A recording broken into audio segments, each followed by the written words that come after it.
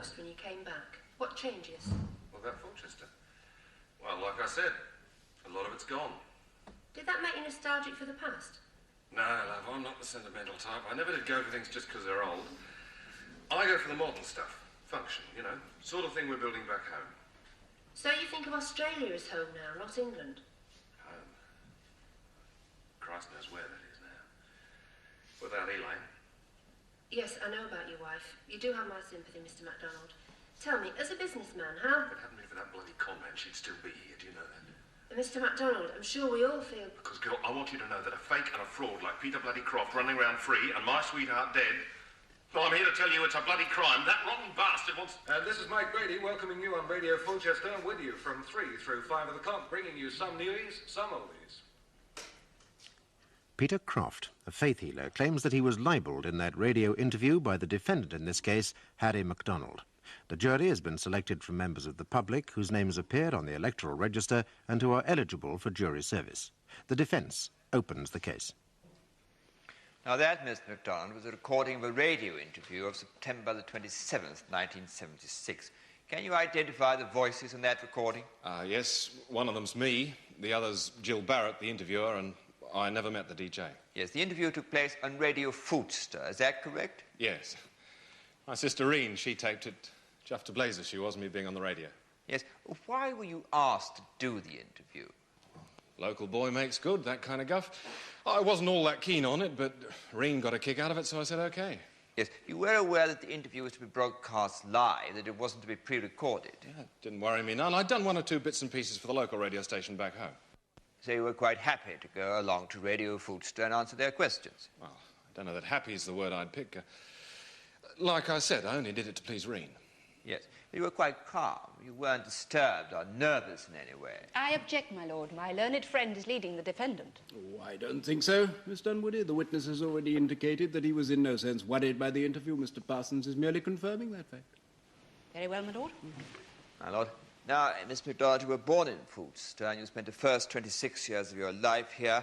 And then in May 1965, you emigrated to Australia. Is that correct? Yes. Was this your first visit back to England? And last. Yes, just answer the question simply, Mr. MacDonald. It'll save a lot of time and trouble. Sorry, my lord. It was our first trip back, yes. Yes, and your wife accompanied you? It was for her sake we came. How is that? To get help. Oh, my wife was paralyzed. She was a cripple. Yes, and how did that happen? Horse riding. She went out one morning on a horse, Glory Boy, and... Anyway, Glory put his foot in a rabbit hole and went down, and Elaine was thrown, and that was it. Yes, your wife was an expert horsewoman. Oh, hell yes, it was just bloody bad luck. Yes, Mr. Parsons, your client will do himself no service by embroidering his evidence with colourful language. Shall we try to delete the expletives, Mr. MacDonald? Sorry, my lord, I didn't mean any disrespect. It's just a bad habit with me. I'll try and watch it. My lord.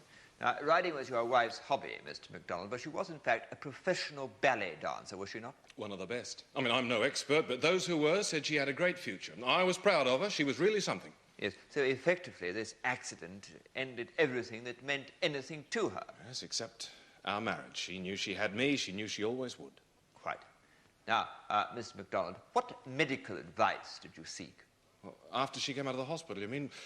Well, I took her everywhere to see top neurosurgeons, orthopaedic surgeons, everyone. With what results? Well, they all said the same thing, my lord, that she'd be in a wheelchair for the rest of her life. I see, yes. My lord, what was your wife's reaction when she was told that she would be a paraplegic? What the hell do you expect? She was depressed, wasn't she? Yes. And then, after a while, she began to fight back. How did she fight back? She wouldn't give up hope. She said, the doctors don't know everything. Yes. And then did something happen that made you both decide to come to England? Answer to a prayer, it looked. My sister Reen always sends me copies of the local rag. Fulchester Gazette. Likes to think it keeps me in touch, bless her. Anyway, there was this great spread about a faith healer and the miracle cures he was doing. People who'd been written off by the medical quacks, like Elaine. It was happening here in my own hometown. It seemed worth a try. Yes. The newspaper article is an agreed document, my lord.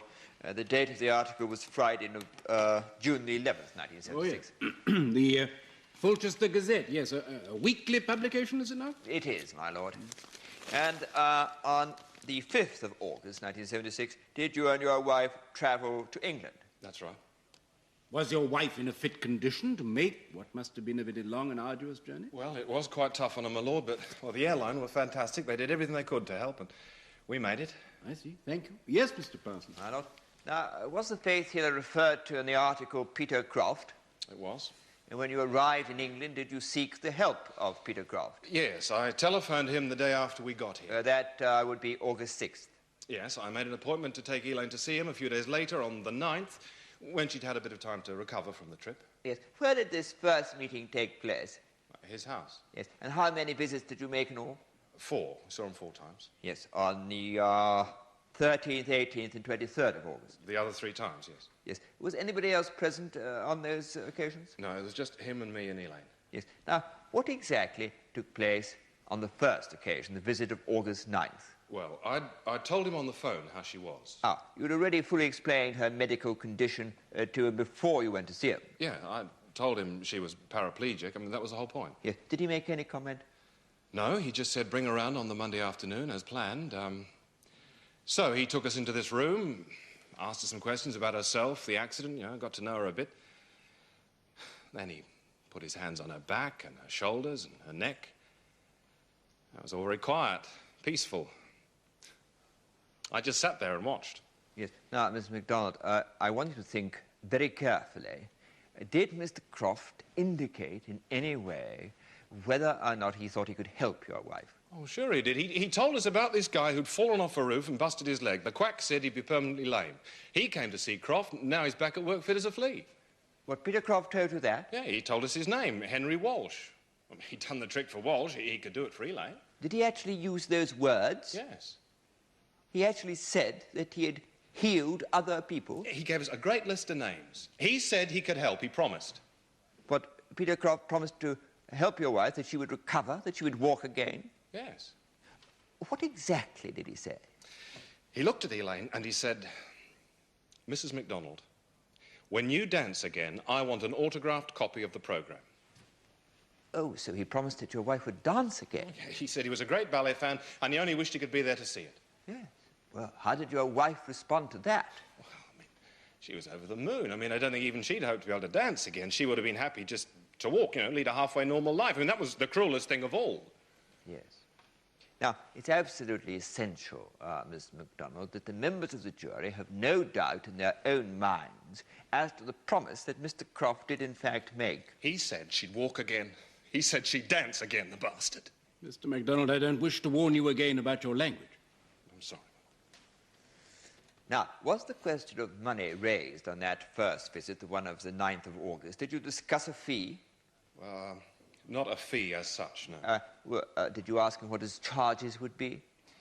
Well, that was a bit tricky, really. You see, I'd been told that these guys weren't allowed to charge, that it was against the law, but then I looked at him as a sort of a doctor, a kind of professional guy. I mean, was the subject brought up?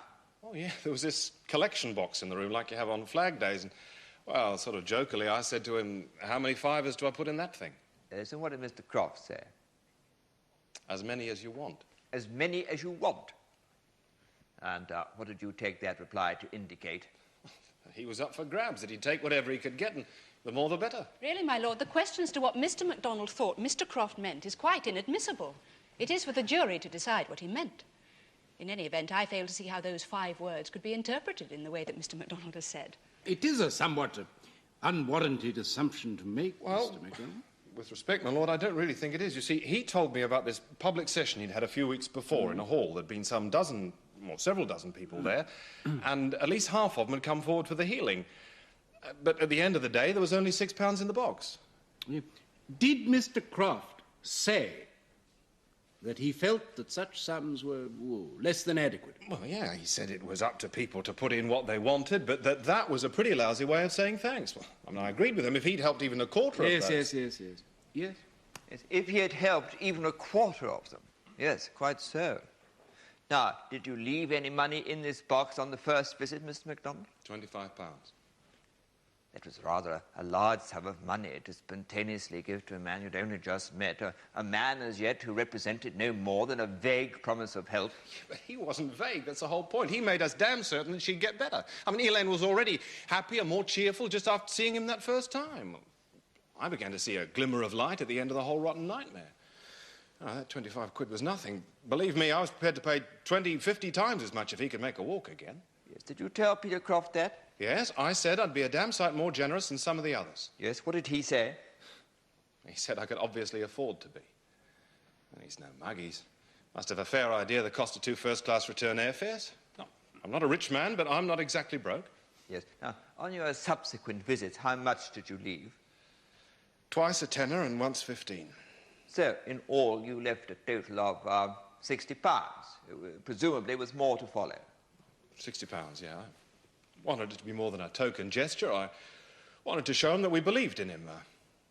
An act of faith, if you like. Because we really did believe in him then. Yes. I mean, that was a whole lousy sinking con. Yes. Now, you said that after the first visit, your wife felt much brighter, happier. Yes, she did. That was the effect he had. He made her calmer, more hopeful. Yes. Was there any physical improvement? Well, no, but then she didn't expect an overnight miracle. I was just happy she was feeling better in herself. She'd been so depressed. Yes. Did this new state of tranquility last? For the first 3 visits, yes. And then on the 4th visit, she suddenly asked him how long he thought it would be before anything happened. You know, before there'd be some sign. Yes. And what did he say? He said, "We'll have to see. It doesn't rest with me." Yeah? Trying the old mystique touch, passing the buck to God. So that if he failed, it wasn't his fault. No way. Yes. Well, that was all rather vague. I mean, how did your wife respond to that? Well, you see, he got to her. He'd moulded her mind from the very beginning. I mean, I was influenced by him, not as much as Elaine, but then I wasn't stuck in that rotten wheelchair. She desperately wanted to go on believing in him, but she needed him to be more positive. Yes. Are you saying that your wife was beginning to lose confidence in Mr. Croft? Well, she didn't expect a miracle. She just wanted some sign. I mean, that Walsh guy had got up. Yes. Now, what did your wife say to you, Miss MacDonald, after the 4th visit when you brought her back to your sisters?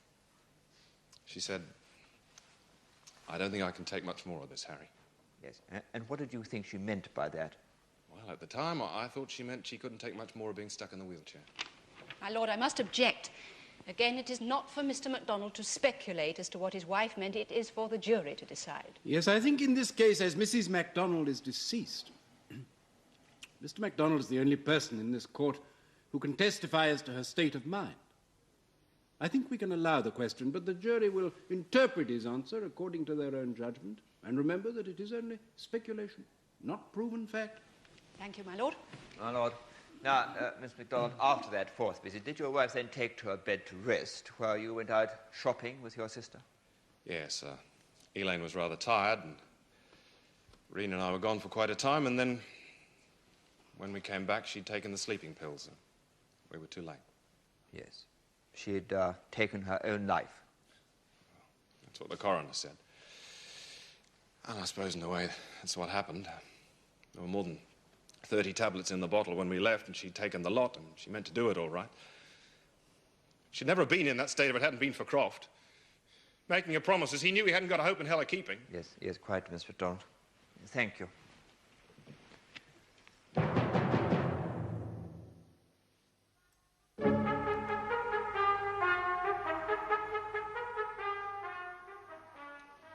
Mr. MacDonald, in your evidence in chief concerning your first visit to Mr. Croft, you said, he told us about this guy who'd fallen off a roof and bust his leg.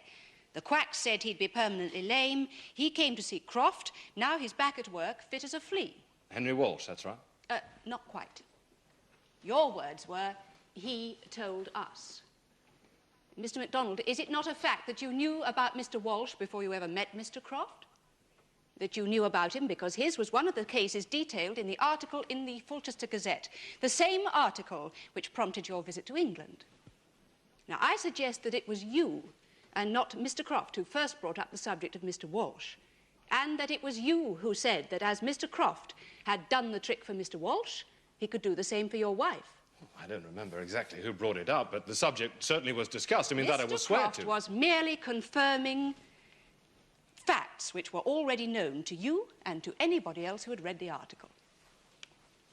But he didn't deny it helped him. Why should he? Now, about the money you paid to Mr. Croft. Now, you said you asked, and I quote, "How many fivers do I put in that thing?" To which you say, Mr. Croft replied, "As many as you want." That's right. Which reply, according to you, indicated that he was out for whatever he could get. But surely the unspoken corollary to the phrase, "as many as you want," is, or as little as you want. Mr. Croft was giving you an open-ended statement, not a scale of charges. It certainly didn't seem that way to me. It may seem that way to the jury.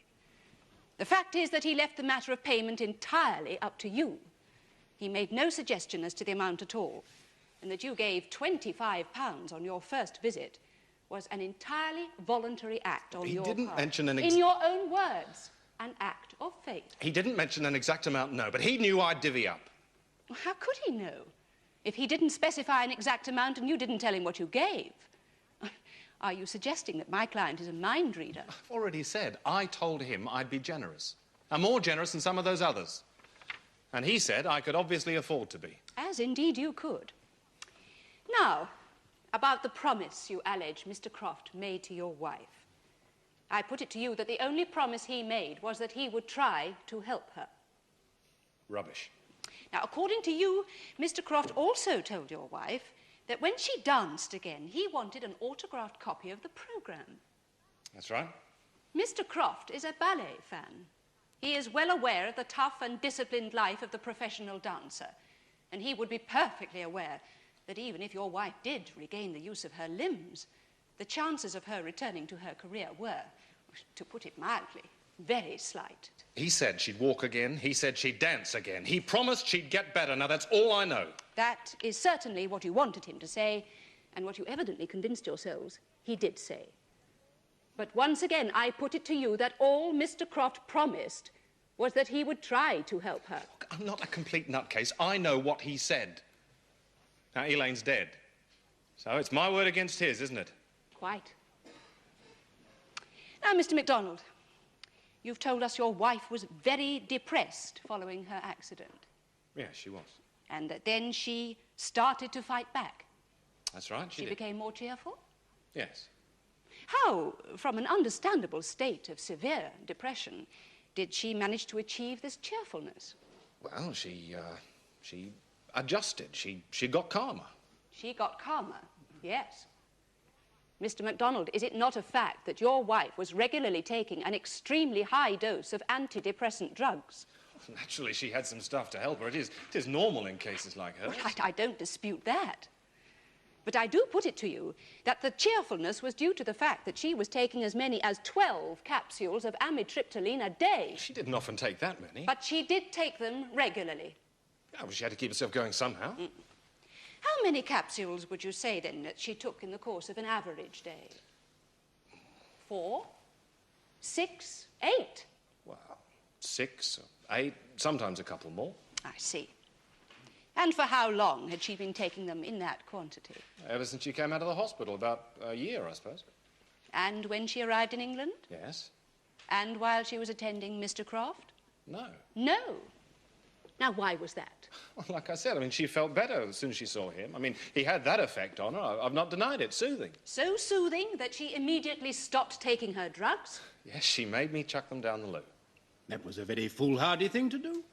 Well, it didn't seem so at the time, my lord. I must say I admired her guts. It seemed so positive. It was her decision. She said she didn't want them. And you see what the lousy sod did? He got her to depend on it. Mr. MacDonald, you must not refer to the plaintiff in such terms. Just confine yourself to answering my questions and those put to you by learned counsel. I'm sorry, yes? Thank you, my lord. Mr. MacDonald, are you aware that suicide is a common occurrence among patients who suddenly stop taking high doses of antidepressant drugs? No. It is a medically attested fact. Now, I suggest to you that when your wife threw away her drugs, on which she had become almost totally dependent for her emotional stability, that she, and she alone, was responsible for putting her life at risk. Yes, but it was his influence You say Your wife was a professional ballet dancer, is that correct? Yes, that's right. And she was also a keen horsewoman. Mad keen, yes. She rode a great deal? Every day. Aussie girls are great sportswomen. Is it not a fact that excessive riding develops muscles which are extremely undesirable in a professional dancer? A lot of dancers ride. Occasionally, yes. But you say your wife rode every day. Now, did she not know that it was damaging to her career? Well, it never harmed her career. Please answer my question. Did she know? Yes, of course she knew. They told her when she was in training that it was bad for her, and then there was the chance she might have an accident. But... And in spite of this, she foolishly, and as it turned out tragically, persisted in doing what she wanted to do. Now, Mr. MacDonald, one final point. On her last visit to Mr. Croft, you say your wife asked how long it would be before she saw some sign of improvement. Yeah, she was getting a bit impatient. To which you say he replied, "We shall have to see. It doesn't rest with me." That's right. He was stalling for more time, more money, wasn't he? I mean, he was doing all right. Mr. MacDonald, what should Mr. Croft have said? I mean, guaranteed your wife would walk again in 6 days? 6 weeks or 6 months? That'd be bloody ridiculous. We weren't complete fools. Look, I know now that Elaine was beginning to suspect that she was being conned. And he was just a smooth talker who could do damn all for her. Her last hope turned out to be nothing more than a good bedside manner and a whole lot of fancy words. You use the word conned, Mr. MacDonald. I suggest your wife was entirely responsible for conning herself. Now, you say she wasn't expecting a miracle, but I suggest that is exactly what she was expecting. Consequently, she threw away her drugs, causing acute withdrawal symptoms. And it was in that deeply depressed state that she took her own life.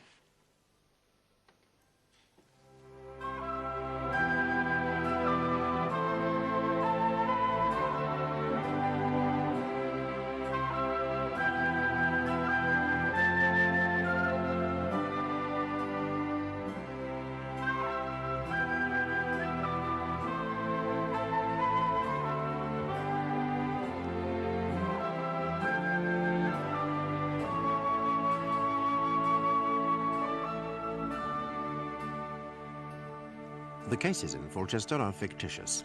Join us tomorrow when Croft versus MacDonald will be resumed in the Crown Court.